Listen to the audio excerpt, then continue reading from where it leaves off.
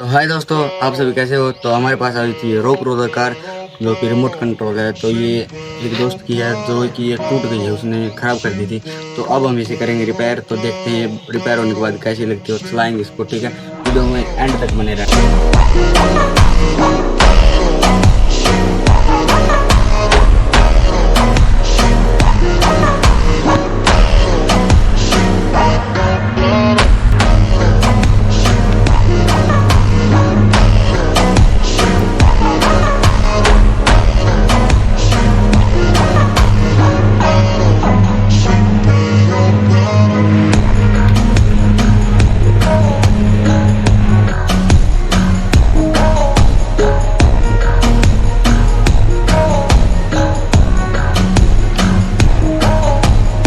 तो हमने इसके अंदर ये बैटरी लगा दी है। तो अब हम इसको जो है टाइट कर देते हैं।